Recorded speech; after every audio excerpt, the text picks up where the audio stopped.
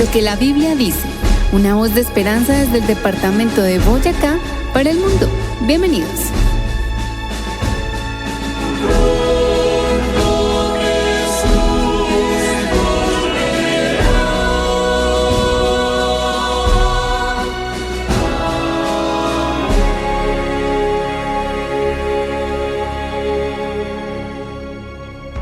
Queremos saludar con mucho cariño a todas las personas que escuchan su programa Lo que la Biblia dice. Les saludamos con cariño Eduard Molina y John Gómez, licenciados en Teología, y hoy trataremos un tema muy especial, lo que la Biblia dice acerca del crecimiento cristiano. Bienvenidos. Si deseas recibir un mensaje diario de la Biblia en tu celular, escríbenos al número de WhatsApp 320-370-5704. 320-370-5704. Pidamos la bendición de Dios para nuestro programa del día de hoy. Oremos.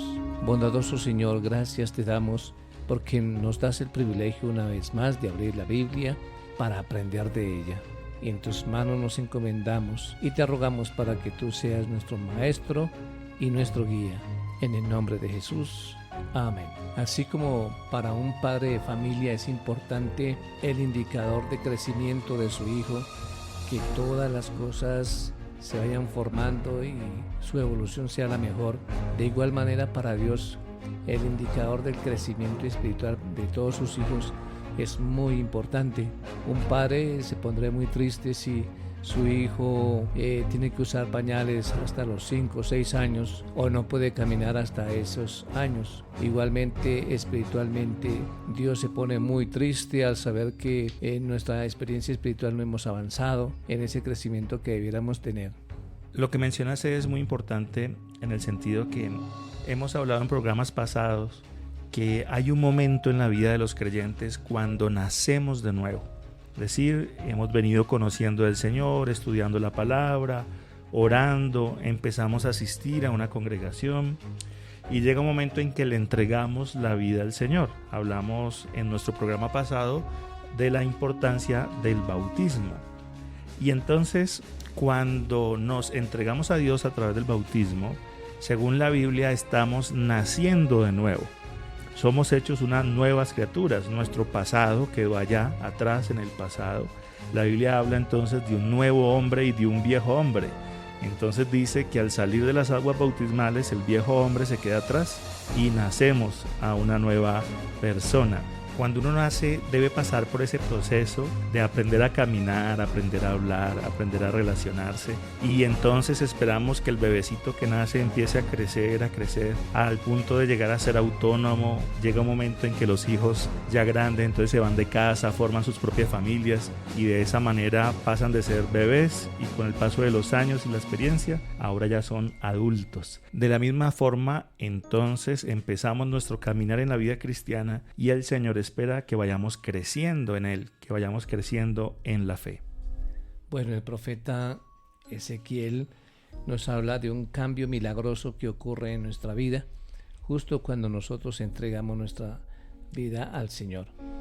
En Ezequiel 11, 19 y 20 dice él: y les daré un corazón y un espíritu nuevo pondré dentro de ellos, y quitaré el corazón de piedra del medio de su carne, y les daré un corazón de carne para que anden en mis ordenanzas y guarden mis decretos y los cumplan, y me sean por pueblo y yo sea a ellos por Dios.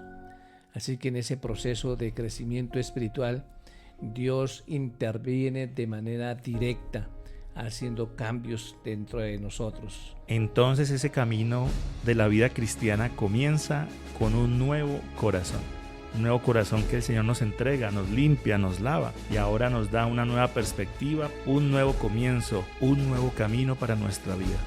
Bueno, en ese caminar y en ese andar en este mundo, el Señor también ha hecho un cambio en nuestra vida a través de sus leyes que coloca en nosotros. En Hebreos 8:10 dice: este es el pacto que haré con la casa de Israel después de aquellos días, dice el Señor. Pondré mis leyes en la mente de ellos y sobre su corazón las escribiré, y seré a ellos por Dios, y ellos me serán a mí por pueblo. Aquí el Señor entonces está diciendo que Él mismo se va a encargar de grabar eso en nuestra mente y en nuestro corazón. Entonces, si le permitimos, Él transforma nuestros caracteres y nos cambia desde adentro. El cambio viene desde adentro, como dice Ezequiel 36, 26 y 27. Os daré corazón nuevo y pondré espíritu nuevo dentro de vosotros, y quitaré de vuestra carne el corazón de piedra, y os daré un corazón de carne, y pondré dentro de vosotros mi espíritu, y haré que andéis en mis estatutos, y guardéis mis preceptos, y los pongáis por obra. Todo eso es lo que el Señor hace. Él hace una transformación completa en todo nuestro ser. Y es que algunas personas ven el cristianismo solo como cambios externos, como reglas, como obligaciones, como que ahora hay que cumplir la ley de Dios. Lo cierto es que el Señor, como has mencionado, inicia ese cambio desde adentro, desde la mente, desde lo más importante. Y por supuesto, el cambio en el interior se refleja en nuestro actuar. Pero no podemos verlo al contrario, no, que ahora tengo que hacer esto, tengo que hacer lo otro. Por supuesto, Dios tiene sus normas, Dios tiene sus leyes, pero lo que Él quiere hacer es un cambio de adentro hacia afuera, desde nuestro corazón hasta nuestras obras. Y hay algo interesante, John, y es que David nos enseña algo muy bonito, y es que debemos nosotros pedirle ese cambio también a Dios. En el Salmo 51:10 dice: crea en mí, oh Dios, un corazón limpio, y renueva un espíritu recto dentro de mí. David le está diciendo que obre ese cambio en su vida porque él quiere tener una mejor experiencia con el Señor. La Biblia en Proverbios capítulo 4 versículo 18 dice: la senda de los justos es como la luz de la aurora, que va en aumento hasta que el día es perfecto. Entendemos este ejemplo que coloca la Biblia. Así como el sol en las mañanas se ve un poquito, la tierra iluminada, pero poco a poco va yendo hasta lo alto de los cielos y ilumina toda la tierra. De esa misma manera es la vida del creyente. Vamos conociendo del Señor poco a poco, vamos conociendo de su palabra, nos vamos relacionando con Él a través de la oración, al compartir con otros su palabra, al congregarnos, y de esa manera cada vez más nuestra vida cristiana se va afianzando. No todo el tiempo estaremos como al comienzo, al amanecer, o como niños, sino que iremos creciendo hasta, como dice aquí, que la luz es plena o perfecta. Hebreos capítulo 5 versículo 12 tiene un mensaje también bien especial y fuerte, porque señala aquí acerca de un grupo de personas que deberían estar ya un poco más grandes, más grandecitos en la fe, más adultos, por así decirlo, Maduros. pero no lo han alcanzado. Entonces dice: porque debiendo ser ya maestros después de tanto tiempo, tenéis necesidad de que se os vuelva a enseñar cuáles son los primeros rudimentos de las palabras de Dios, y habéis llegado a ser tales que tenéis necesidad de leche y no de alimento sólido. De manera natural se espera que los bebecitos tomen leche hasta cierto tiempo y luego se les va haciendo la transición a alimento un poquito más sólido, al punto en que ya tienen una alimentación normal. Nos muestra aquí con este ejemplo la Biblia que como cristianos debemos crecer. Conocemos al Señor, nos entregamos a Él. Claro, por supuesto, toda nuestra vida cristiana es un crecer constante. Estamos avanzando, estamos creciendo. Y por eso nos invita la Escritura precisamente a crecer cada día en nuestra vida espiritual. Según el apóstol Pedro, en 1 Pedro 1, 23 al 25, nos muestra que nosotros hemos renacido no de una simiente corruptible, sino una incorruptible. Dice él así: renacidos no de simiente corruptible, sino de incorruptible, por la palabra de Dios, que vive y permanece para siempre.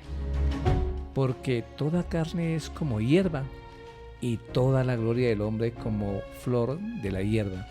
La hierba se seca y la flor se cae, mas la palabra del Señor permanece para siempre. Así que hemos renacido para una vida mejor, un estilo de vida mejor, y también para un premio que Dios tiene para cada uno de sus hijos. Y una de las formas en que crecemos en la vida cristiana es precisamente estudiando la palabra de Dios. Pasa con algunos creyentes, con algunos cristianos, que de pronto empiezan a estudiar la Biblia, se acercan a Dios, le aceptan, pero con el paso del tiempo dejan de orar, dejan de congregarse o dejan de estudiar la palabra. Y esto lo que causa no es que crezcan, sino antes como que su fe se vaya apagando. Por eso Primera de Tesalonicenses capítulo 2 versículo 13 dice: por lo cual también nosotros sin cesar damos gracias a Dios de que cuando recibisteis la palabra de Dios que oísteis de nosotros, la recibisteis no como palabra de hombres, sino según es en verdad la palabra de Dios, la cual actúa en vosotros los creyentes. Este versículo es muy especial porque nos dice que la palabra de Dios es una palabra viva y actúa en nosotros. No es una palabra como cualquier otro libro, sino que cuando tenemos una relación con Dios a través de su palabra, ahora cada día Él nos cambia, nos transforma y nos ayuda a crecer. Pasa mucho, hablando de manera biológica, un niño que no recibe todos los nutrientes necesarios, empieza a truncarse su crecimiento, crece a un ritmo más lento o en algún caso puede enfrentar una enfermedad bastante delicada. Lo mismo ocurre con el creyente que deja de crecer estudiando la palabra, que deja de alimentarse al recibir esa luz de la palabra de Dios. Empieza a decrecer su vida cristiana. Por eso, un cristiano que quiere crecer constantemente debe estudiar la palabra de Dios. Adicionalmente a eso, es importante orar, como dice Efesios 6:18. Orando en todo tiempo, con toda oración y súplica en el Espíritu, y velando en ello con toda perseverancia y súplica por todos los santos.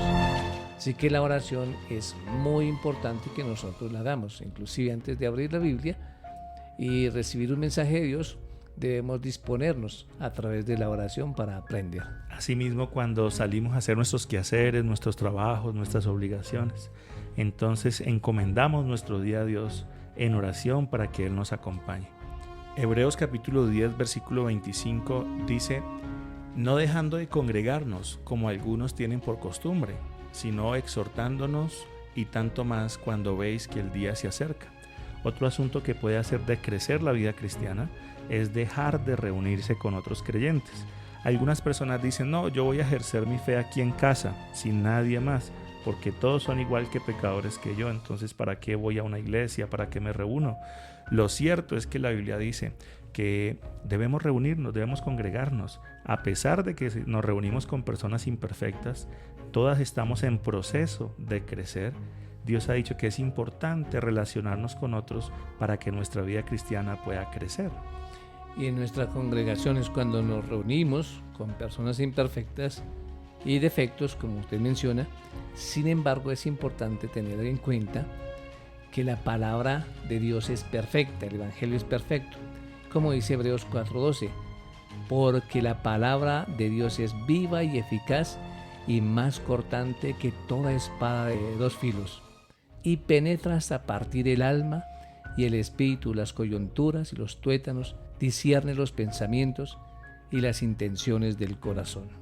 Un cristiano que no quiere dejar de crecer precisamente en la experiencia espiritual debe seguir el consejo que aparece en Hebreos capítulo 13 versículo 16, que dice: y de hacer el bien y de la ayuda mutua no os olvidéis, porque de tales sacrificios se agrada Dios. Parte del crecimiento cristiano implica ayudar a los demás, llevar una vida de servicio. Hay una diferencia muy grande en alguien que solo vive para sí en comparación con alguien que vive para servir a los demás. Entonces, esa es la transformación que va haciendo Dios en el corazón de cada creyente. Nos perdona, nos transforma nuestro corazón. Crecemos a través del estudio de la Biblia, de la oración, del congregarnos, pero también del ayudar a los demás. Una buena parte del ministerio de nuestro Señor Jesús consistió en ayudar a los demás. Mateo 9:35 dice: recorría Jesús todas las ciudades y aldeas, enseñando en las sinagogas de ellos y predicando el evangelio del reino, y sanando toda enfermedad y toda dolencia del pueblo. Si notamos en este versículo dice que nuestro maestro predicaba, nuestro maestro se reunía, pero también sanaba.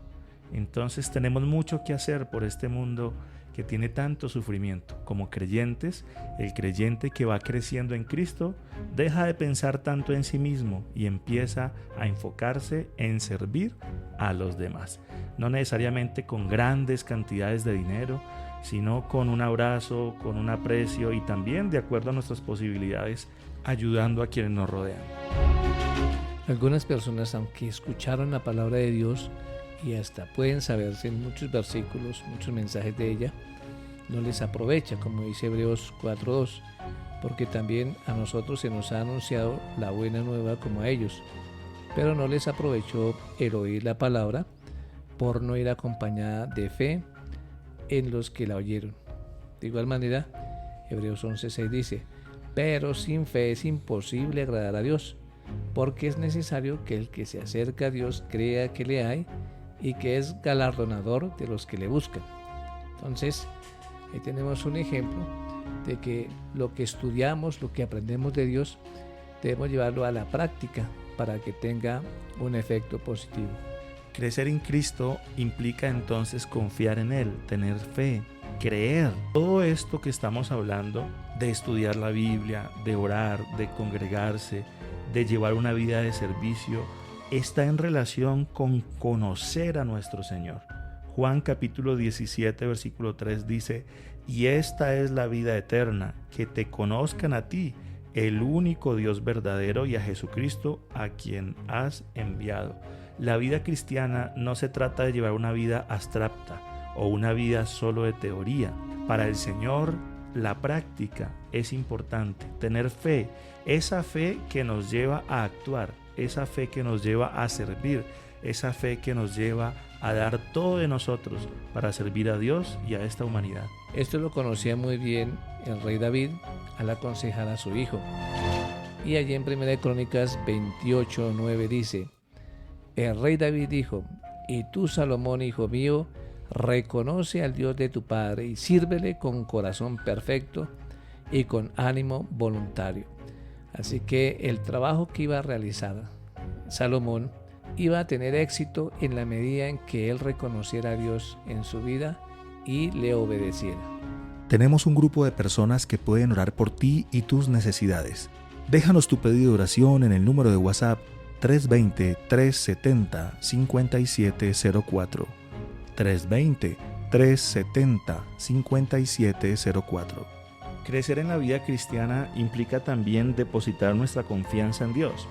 El Salmo 9, versículo 10 dice: en ti confiarán los que conocen tu nombre, por cuanto tú, oh Jehová, no desamparaste a los que te buscaron.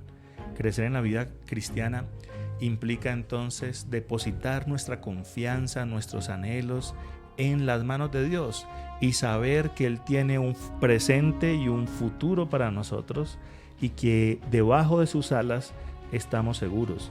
Debemos seguir el ejemplo de nuestro Señor, que pidió la voluntad de nuestro Padre Celestial.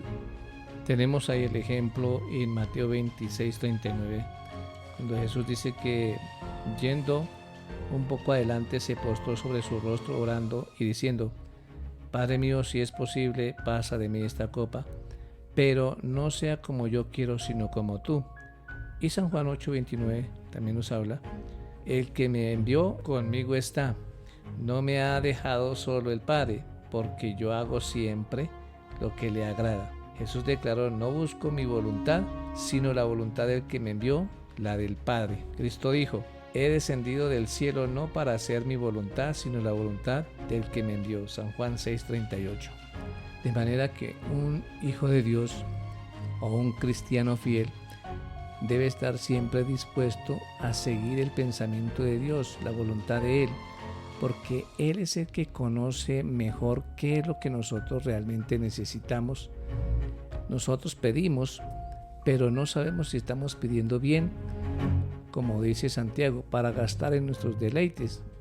Entonces es bueno que cuando hagamos nuestra oración siempre estemos dispuestos a esperar en Dios cuál es su voluntad para nuestra vida. Y esta, pudiéramos decir, es una señal de esa madurez cristiana. cuando dejamos de Así pensar es. tanto en nuestra propia voluntad, en nuestros deseos, y confiamos más en lo que Dios quiere para nuestra vida. Él, que es más grande que nosotros, que ve todas las cosas, que ve el fin desde el principio, entonces aprendemos a confiar en sus caminos, en lo que Él quiere para nosotros. Y la señal más grande es esta que acabamos de leer en estos versículos, porque el mismo Hijo de Dios, el mismo Señor Jesucristo, pidió la voluntad de su Padre Celestial. Así que no debemos tener nosotros ningún temor de pedir la voluntad de nuestro Padre para nuestra vida. Por eso allí en la Biblia encontramos en Isaías 55:9: como son más altos los cielos que la tierra, así son mis caminos más altos que vuestros caminos, y mis pensamientos más que vuestros pensamientos. Así que los planes que Dios tiene para cada uno de sus hijos siempre serán mejores que los nuestros. Nosotros pensamos por debajo de Dios, pero Dios va por arriba y Él quiere darnos lo mejor. Es una realidad en la vida de todo creyente que vivimos en medio de una guerra entre el bien y el mal, una guerra entre Cristo y Satanás.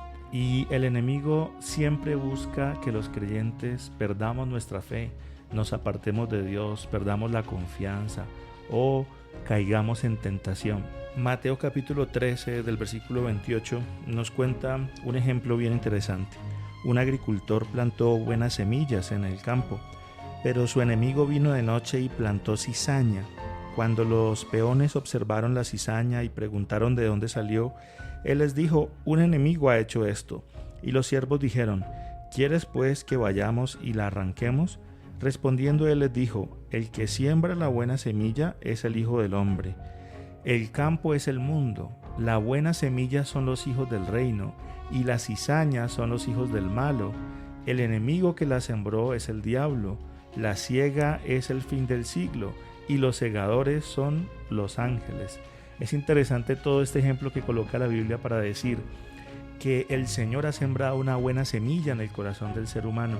Cuando conocemos esa buena palabra, conocemos del Señor, pero siempre en esa guerra está el enemigo tratando de que esa semilla no se desarrolle y que una semilla que pudiera dar buen fruto se dañe, sea por el sol, sea por un mal abono o por cualquier otra razón, y termine entonces destruyéndose.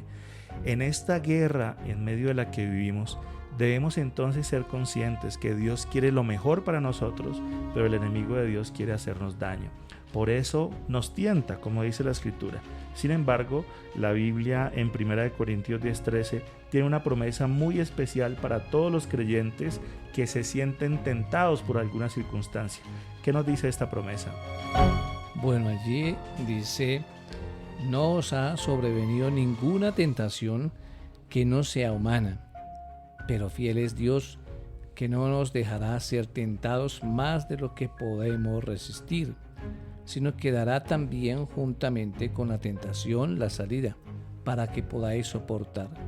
Es interesante cómo el texto menciona que cuando vienen las pruebas, las dificultades, el Señor nos va a mostrar un camino, una salida, una vía de escape frente a cada dificultad que el enemigo pone delante de nosotros. Por eso la Biblia en 1 de Pedro 5:8 nos dice también: sed sobrios y velad, porque vuestro adversario el diablo, como león rugiente, anda buscando a quien devorar. Estos pasajes nos hablan de esa realidad que experimenta todo creyente. El enemigo quiere destruir tu vida, destruir tu familia, tu trabajo, todo lo que está alrededor nuestro, pero el Señor quiere rescatarnos. Juan capítulo 10 versículo 10 dice: el ladrón no viene sino para hurtar, matar y destruir, pero yo he venido para que tengan vida y para que la tengan en abundancia. Mientras el enemigo quiere destruir nuestra vida, el Señor quiere darnos vida y vida en abundancia. Por eso, un cristiano que va creciendo en la fe aprende a ser sobrio, como dice aquí 1 de Pedro, aprende a velar, a estar pendiente de los asuntos espirituales, para no caer en la tentación, sino que cuando es tentado, salir victorioso en el nombre de Cristo. Pasa que a veces llega a nuestro pensamiento que no podemos contra las situaciones que vienen a nuestra vida, que la tentación es más grande que nosotros. ¿Qué nos dice la Biblia acerca de eso allí en Filipenses capítulo 4 versículo 13? Bueno, allí el Señor es claro, dice: todo lo puedo en Cristo que me fortalece. De manera que Dios no nos deja solos ni caídos frente a una dificultad, sino que Él nos da la fortaleza para enfrentar cualquier dificultad por la que estemos atravesando.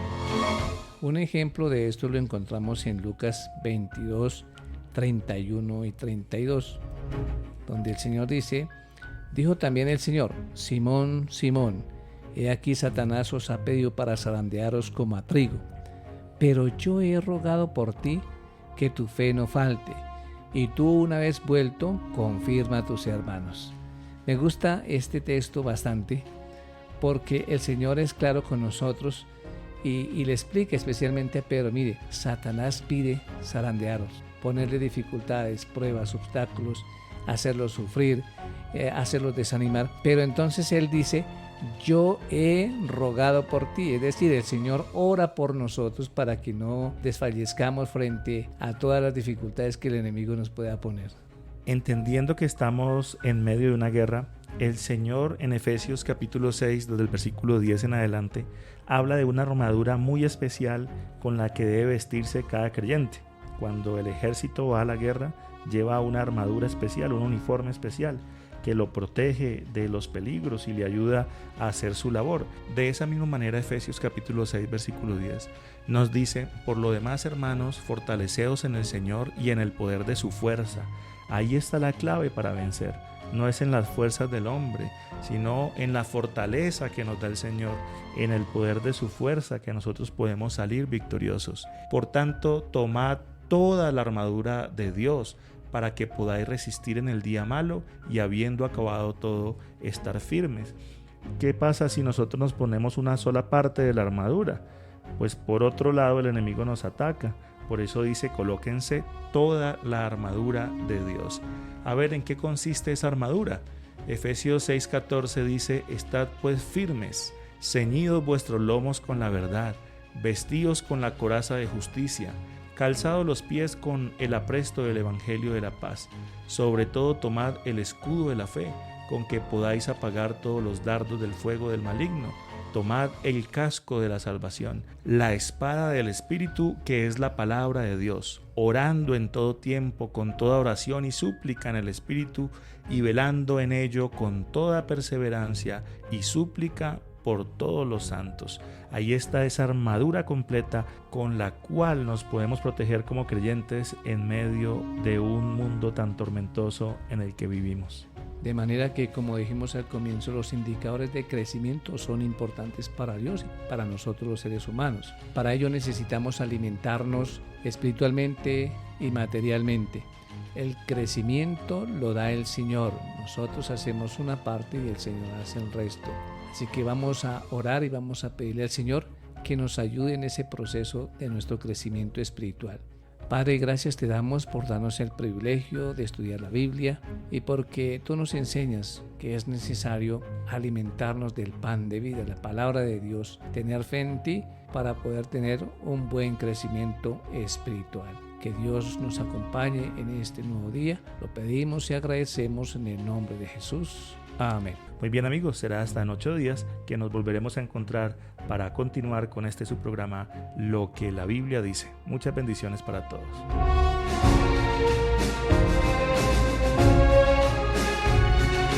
Pronto vendrá, sí, pronto vendrá.